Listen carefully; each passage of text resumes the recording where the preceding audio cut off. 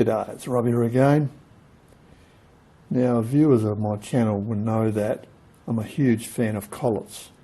I often bang on about collets, how they are the model maker's best friend particularly, and they're also basically every lathe owner's best friend if you take the time to get some and use them. You'll be totally convinced that they are the bee's knees for accuracy and for gripping stuff without damaging it, without marking it, because they grip totally differently to a normal conventional chuck. Now these are ER32 collets. You can get the ER range in all sorts of sizes. And then of course you've got alternative collets, the old style collets, and they work slightly differently to these. Now today I was doing a job, I'm doing some more model engine work, and I was doing a very tiny part on the lathe, and I thought, this is a good example I can show you of how collets that can be basically lifesavers as far as getting the job done. So I'll show you what I'm doing. Okay, I'm working on a Stirling engine that I'm building up from bits and pieces, and we're making good progress. I'm working on the con rod for the displacer, and the little con rod has got a centre bush that it runs on, which is stainless steel, and that 3mm bolt holds it all together. So we're going to do the same on here. We've got to make up this bush that will go in that slot, and it's got to be drilled to take a 3mm bolt. Now I've already drilled the stainless rod, and I've cut the bush off of the length that I'm getting it from, but I've got to shorten it because it's just a bit too long to go in that slot. It's got to be 4mm. So we're going to have a look at it. Okay, here's the bit we're working on. There. We have to shorten that. You'd think that's going to be tricky, wouldn't you? But it's not really if you're set up for it. This is what we got it from. This was an old printer rail, stainless steel printer rail, and I mounted that in the ER32 collet chuck and cut it with a friction disc, a little teeny friction disc, because if you try and machine stainless steel with a cutting off blade, you're not going to have much success on something like this. I don't think it's going to be a shit job anyway. And you can see it did a nice clean job.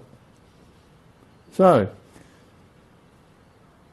on with the job, I suppose, and I'll show you how I'll do it. So here we have the collet, and here's the little friction disc I've been using to work on it.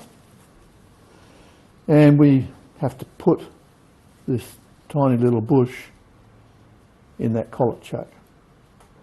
So we'll use a little wrench to centre it.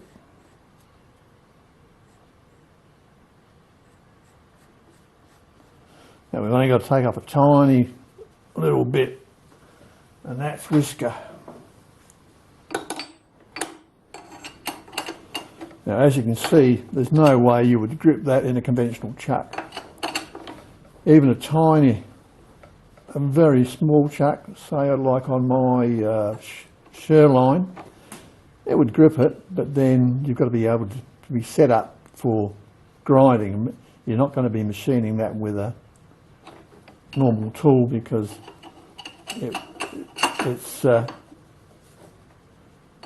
too small a size really, and it's very hard metal.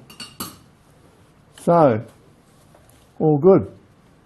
Now that will definitely do the job. I can come in now with the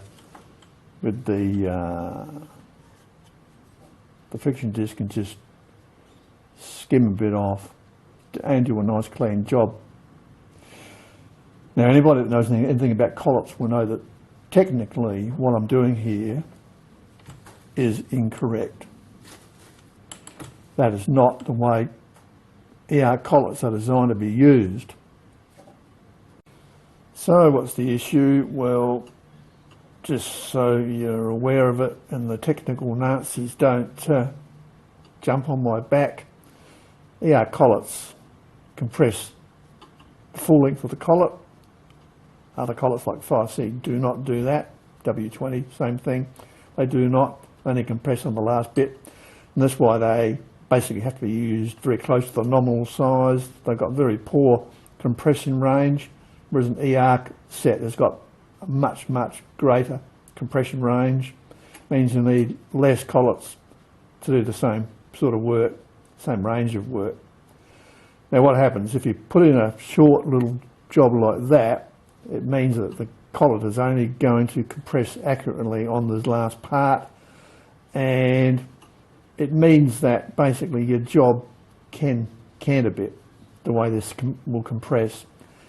And a small job like this, it's not really going to matter anyway, because we're talking like a gnat's whisker as far as what we're taking off, and basically it's the only way you can really hold the job. So nothing to get concerned about, but I'm just pointing out that technically, no, that isn't as good as it should be, but it's the only way it can be because of the size of the job. So anyway, having said that, let's just face it off with the disc.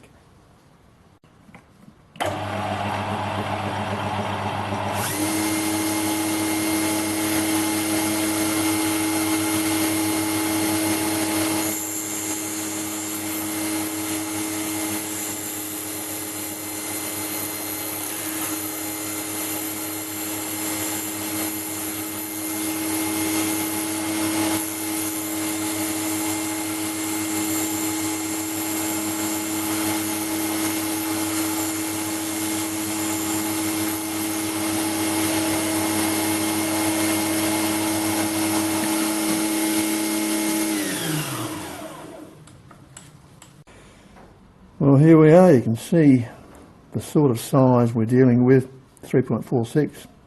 That's good. As long as it's a bit under 4 mil, it'll do the job, and that's good. So, moving on. Now, you could do this job with a small lathe like a shear line, and the shear line chuck will grip that, and you could skim it with carbide tooling like we've got here, but you won't get the same sort of finish as doing it with a friction disc or any sort of grinding apparatus.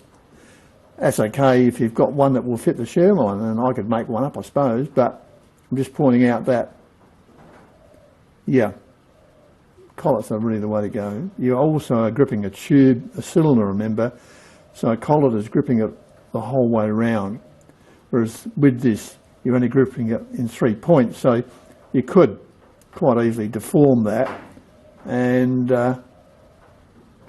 that's a risk you take using a chuck, if you can even get a chuck to hold it. So yeah, this is where, you know, once again, when you do this sort of work, you've got to be equipped, set up to do it. If you're going to use a big lathe or a medium-sized lathe like the Chinese lathe, you definitely have to use collets. There's no way you could grip it with a conventional chuck on one of those size lathes.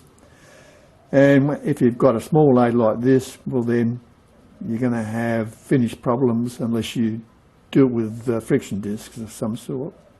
So anyway, I hope you found it interesting. Just a quick and dirty video to show you, you know, the ups and downs of model making and things you should be thinking about if you're going to go down to this sort of size work. You know, big models won't matter, but if you get down small, well, yep, you know, every thou error is a magnitude greater than on a bigger lathe, because yeah, the tolerances are critical and the lathes have to be accurate to do the work properly. So something to think about. Okay, time to go. See you next time. Cheers.